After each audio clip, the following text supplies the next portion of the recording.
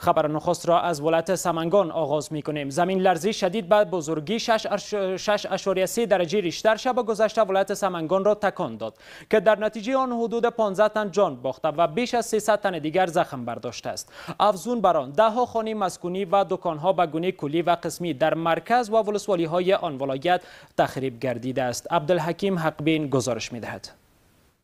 حوالی ساعت 1 بجه شب گذشته زمین لرزه شدید به بزرگی 6.3 ریشتری ولایت سمنگان را تکان داد که در نتیجه آن حدود 15 تن جان باخته و بیش از 300 تن دیگر زخم برداشته است. افزون بر آن ده‌ها خانه‌های مسکونی و دکان‌ها به گونه کلی و قسمی در مرکز ایبک و ولسوالی‌های این ولایت تخریب گردیده است. در عین حال مسئولان محلی سمنگان پس از وقوع زلزله به اسرع وقت به ساحه اعزام گردیده و از اتخاذ تدابیر و اهتمامات جهت رسیدگی به وضعیت صحی و چالش‌های مردمی از اثر این حادثه طبیعی همچنان اطمینان می‌دهند. شدت زلزله به حدی بود که دیگه اکثریت هموطنان ما را بیخی شوکه کرده بود. چون که الحمدلله همه پرسنل دیگه دکتر صاحب و نرس صاحب و همه شپن سفید و سری وظیفه حاضر بودند و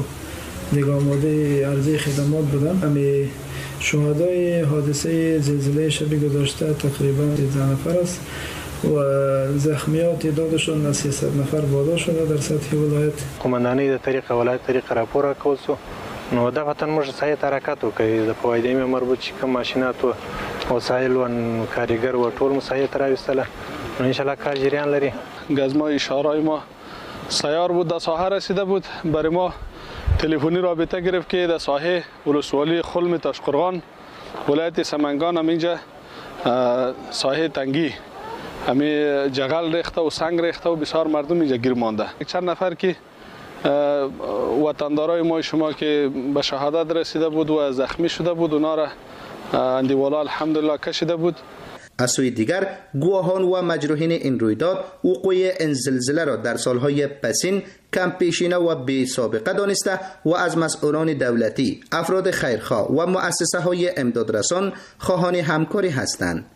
دلتم یو ډبره ولګېده په دا ځای باندې ولګېده دا لاس باندې دلته م لګېدل یم ښه تر دا پاسې موټر خاته کېناستم یاره در یو ساعت دا کاڼي راوغورځېدو تر دا پاسې نورو د کوم ډریوران چې وي یو د ټانکر والا و دلته پروت و مړ و دا ځنه زخمیان وي دغه مازدا 4000 مازدا وه د کاډه وه ښه په دا کې 4 وي که 3 نفره دا کې مړه وي 2 زخمیان وي.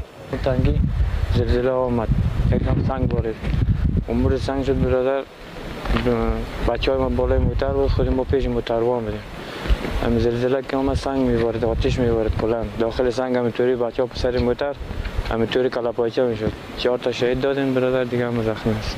این در حالی است که بر علاوه سمنگان سایر ولایات کشور نیز گواه زمین لرزه بوده و نیز کمیته حالت اضطرار تحت ریاست مقام ولایت سمنگان در هماهنگی با اداره های دولتی جهت رسیدگی به آسیب دیدگان ایجاد گردیده و اقدامات فوری را روی دست دارند.